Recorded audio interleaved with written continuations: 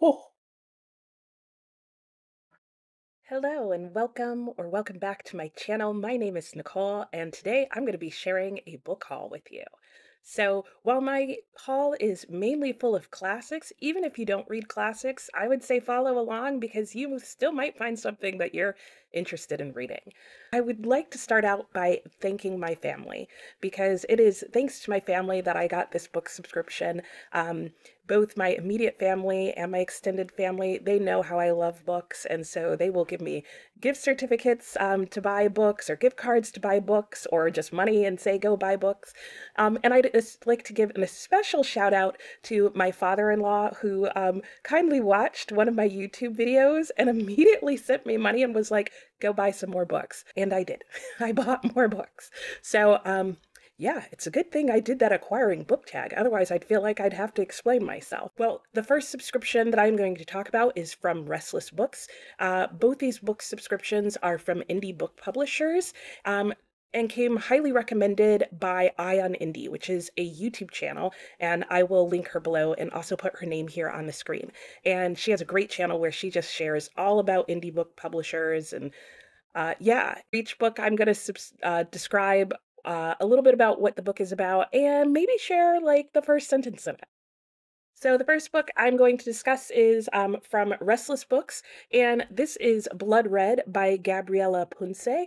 Blood Red describes the aftermath of the narrator's failed marriage as she traverses and explores drugs, parties, and honestly the consequences of trying out a new life, I guess.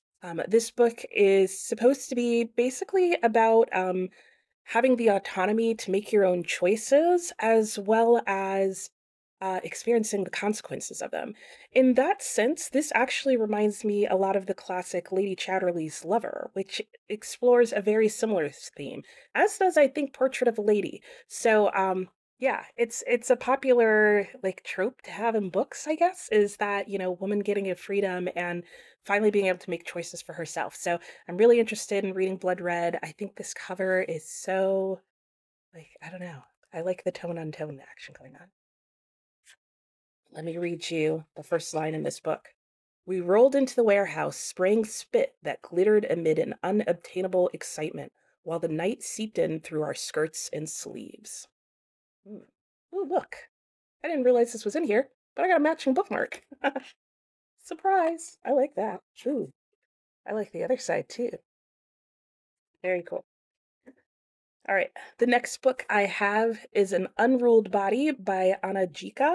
And this is a translated work and it's a poet's memoir. So Ani is a poet and this is her memoir. And I absolutely love this cover. Ani is Albanian, but she translates works into English.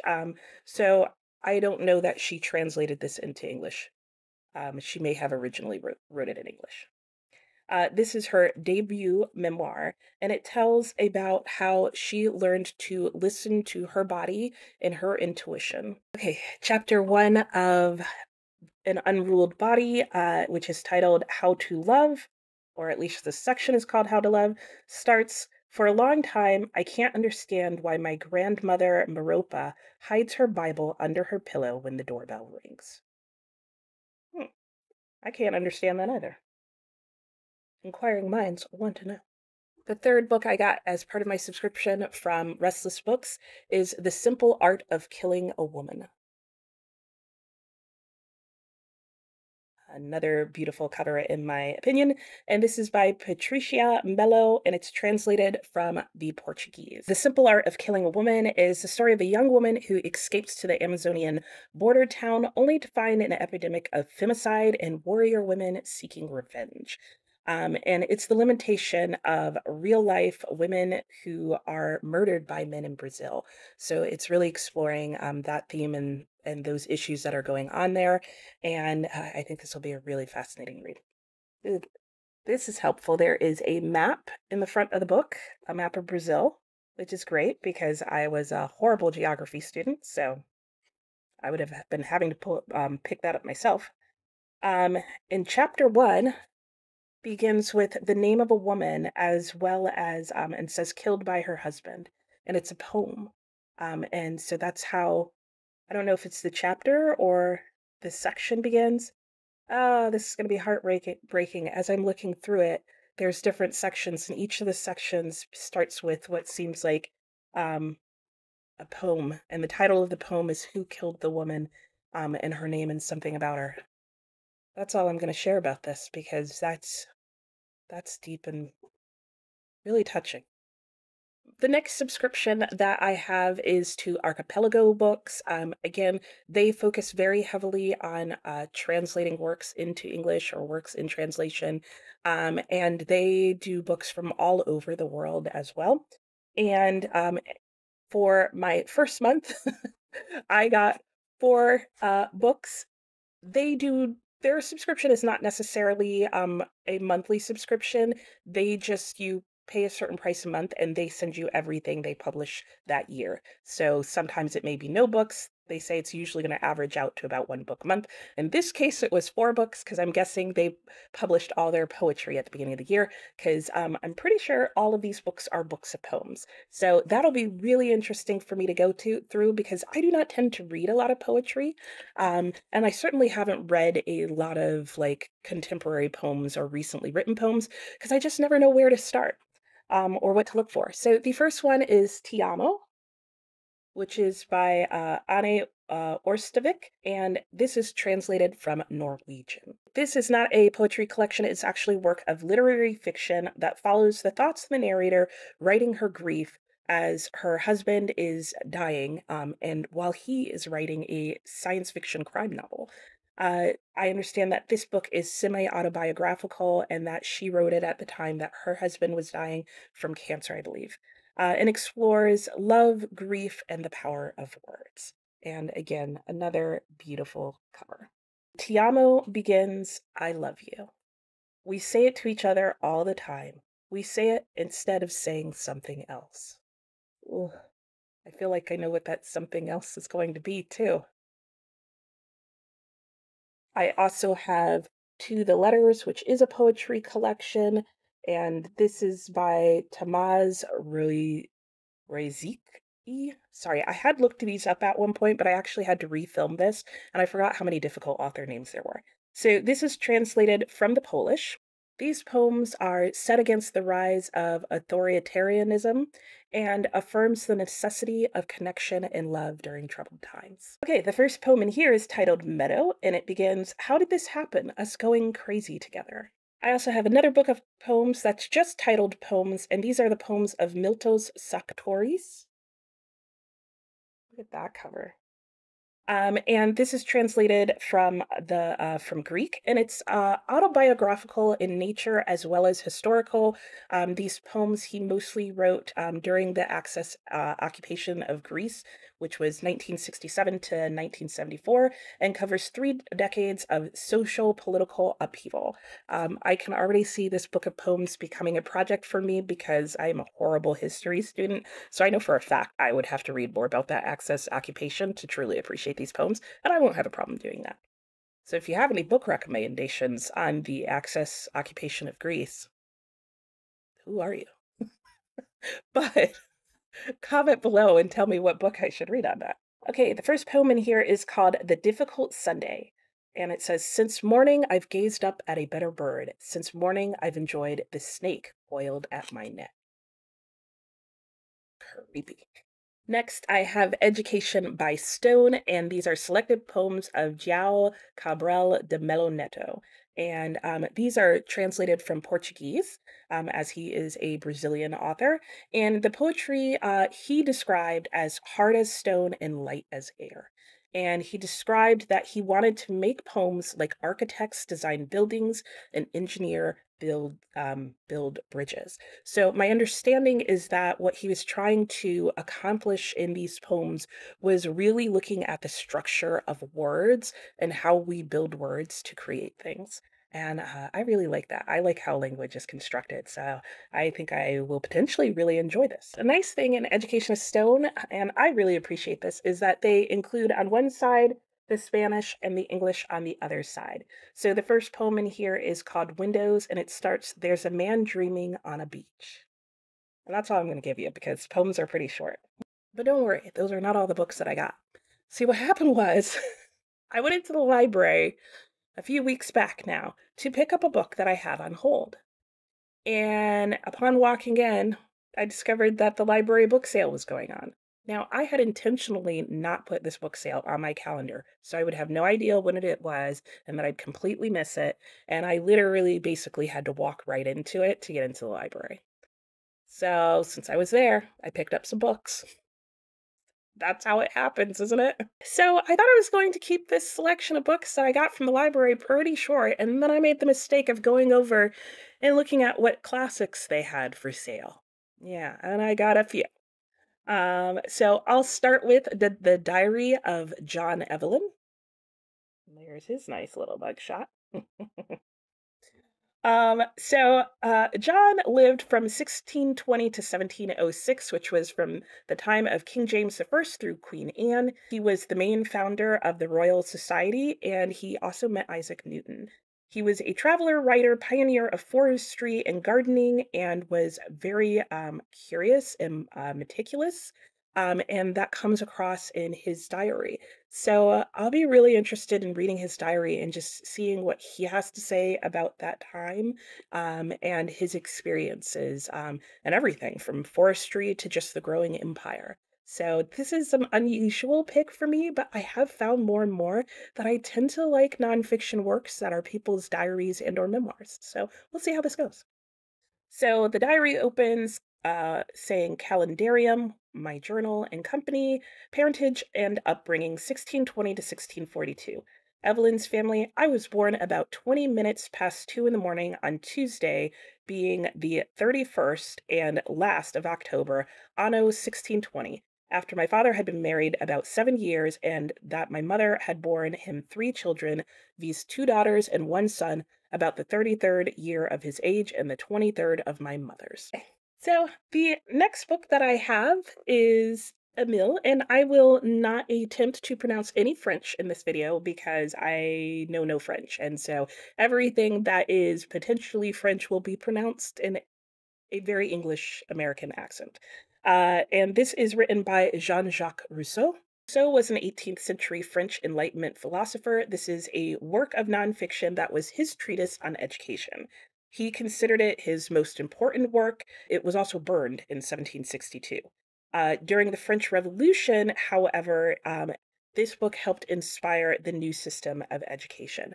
So this book is all about just Rousseau's philosophy on what education should be and how it could help everyone. So it's kind of an unusual nonfiction pick, but I feel like, especially here in the US, there is so much discussion on how to educate your children that I think it's kind of an appropriate time to look at what some other people's thoughts were on it. And I'll also be particularly interested to read up and learn how the French liked their new education system and whether or not they still use it today, because I have no idea. So, the opening of this book is God makes all things good, man meddles with them, and they become evil. Oh, I think we already have some insight into what he thinks about education and what we do with it. I actually already knew that that was sort of his train of thought, that it all starts out good and we just muck it up. I also found Death in Venice by Thomas Mann, and this is actually a version that is a collection of 7 other stories. I predominantly wanted to read Death in Venice, but I was happy to have a collection of other works by Thomas Mann included. So, Thomas Mann basically said and felt that a story must tell itself. And so I have not looked up more about any of the descriptions of the books in here because I figure I'll just go with that and let a story tell itself. Gustav Aschenbach, or von Aschenbach, as he had been known officially since his 50th birthday, had set out alone from his house in Prince Regent Street, Munich, for an extended walk. Okay. Next, I also found a book that I have eyed on and off for ages, and I really wanted to read, and so I was excited to pick it up super cheap from the library. And that is The Tao of Pooh. And this is written by Benjamin Hoff. So Benjamin Hoff poses the idea that maybe the greatest Taoist, and I'm pretty sure I'm saying that word wrong now that I'm thinking about it. I think it might be Taoist, but we're gonna just go with it. Correct me in the comments if you would like. Anyway, Benjamin writes about how the greatest master of this philosophy and way of viewing life may be Pooh himself, as Pooh in all of his stories is just trying to live life in balance, which is basically a major tenet of the way of living. Uh, there is also a companion book, which is The Tay of Pigs, so that might be Tay, so maybe this is Tao. Um, and I kind of feel like there should also be the other Winnie the Pooh books. So I'm waiting for Benjamin to write those, such as The Half Glass of Eeyore or The Spark of Tiger. Like, I need him to write these books and finish, like, the series, if you will. And what would Christopher Robin be? I don't know. The something of Christopher Robin. Oh, let me give you the opening. You see, Pooh, I said, a lot of people don't seem to know what Taoism is. And I guess he's going to tell us. Okay, I found this lovely edition. This is a modern library hardback edition. It is a older one of I, Claudius by Robert Graves. I, Claudius has been on my TBR list of books I would like to buy for a while, and I was very pleased to find it very cheaply in a nice hardback edition, and this one is really held up pretty nicely. So, I, Claudius is a fictional account from the autobiography of Tiberius Claudius, who was born in 10 BC, murdered and deified by AD 54.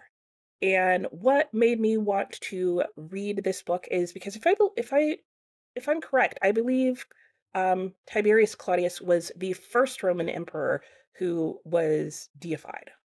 And in addition to that, he was also a stammerer. In fact, he was a stammerer, emperor, and god by the end of his reign.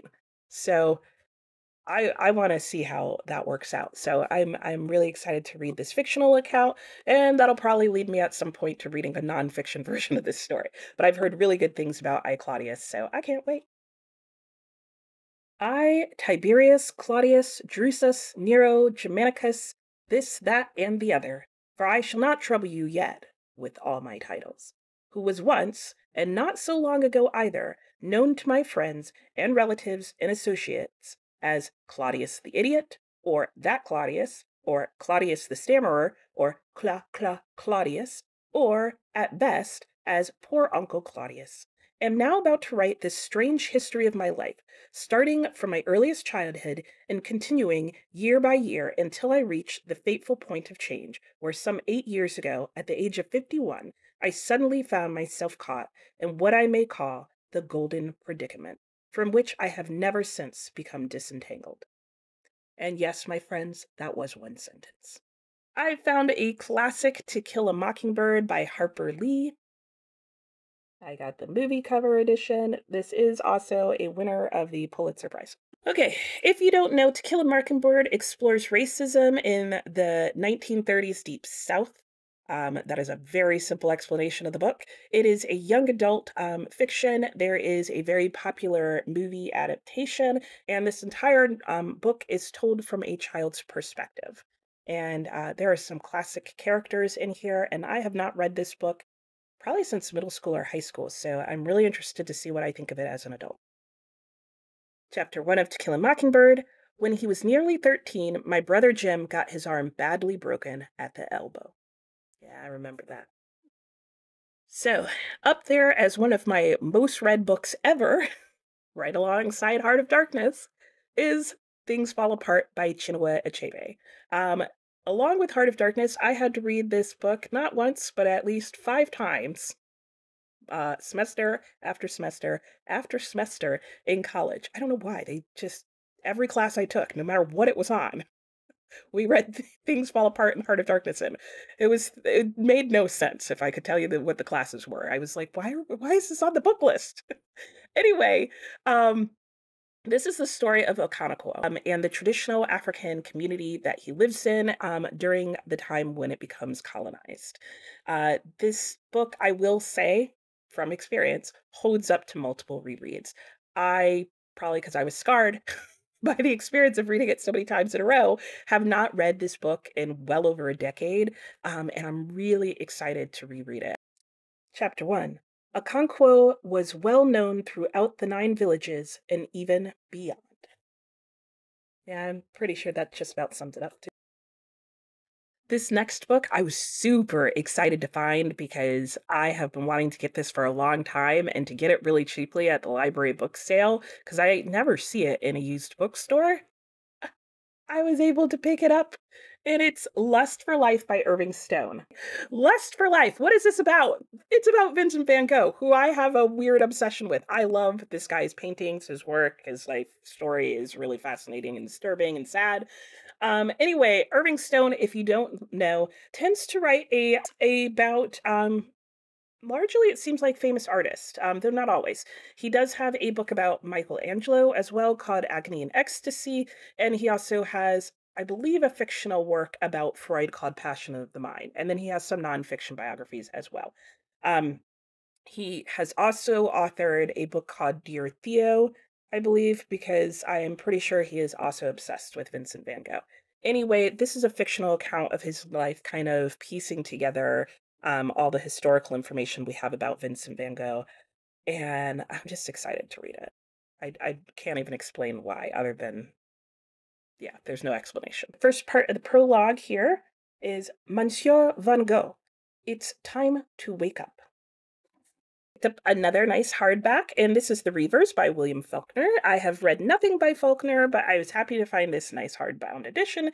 And this is about three car thieves from rural Mississippi, and they make what sounds like to me sort of an Odyssey or chaotic type of trip slash adventure.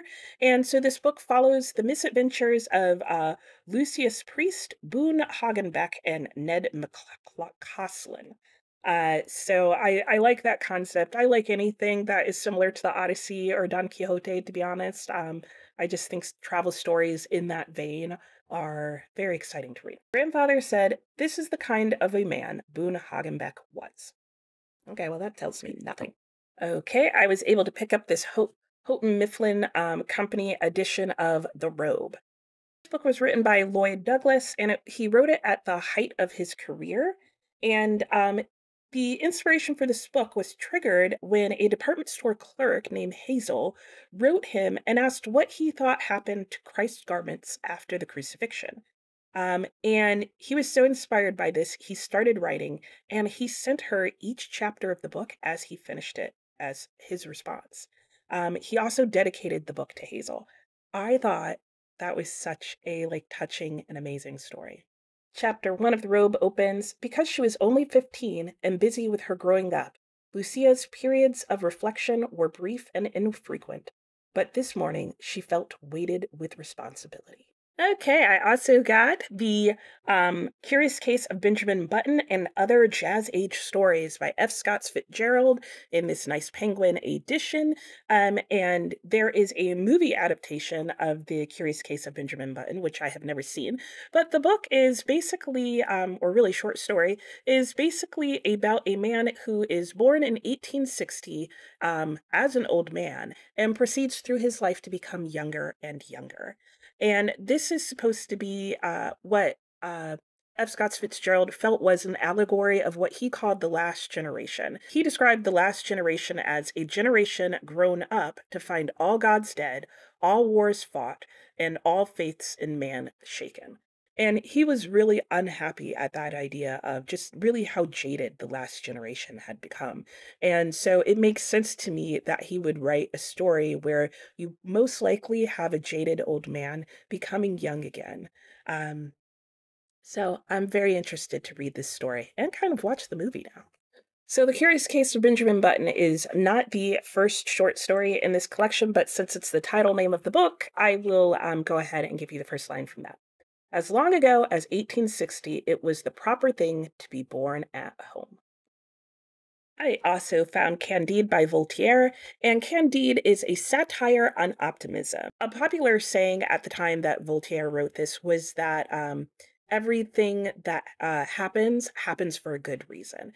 This was not a philosophy that Voltaire bought into, and so he wanted to write a story to present a different way of understanding the world. He felt that the idea of believing that, oh, everything that happened for a good reason, it was all going to work out and be good, was false and actually led to a less compassionate society. So this book follows the youthful Candide in his living his life and learning to face the facts of what life is actually like. I'm really interested to see what I think about how he turned out his thoughts in this book. And chapter 1 is how Candide was brought up in a magnificent castle and how he was driven out of it. In the country of Westphalia, in the castle of the most noble baron of Thunder Ten Tronckh, lived a youth whom nature had endowed with a most sweet disposition. Because of course it had. I also found a rather rugged-looking copy of Dostoevsky's Notes from Underground. This is the Piver and Volokonsky translation from Russian. And this will be a reread for me. I read this, I'm pretty sure, in middle school. How much I understood of it, I don't know. We'll find out. So this is a first-person narrator who was a formal official and is living his entire existence in hiding.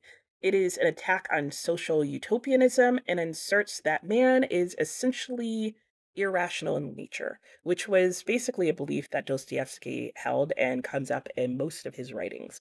So, if I recall, I believe the narrator in here is very unreliable. So I'll be very fascinated to read this as an adult and not as a middle school child.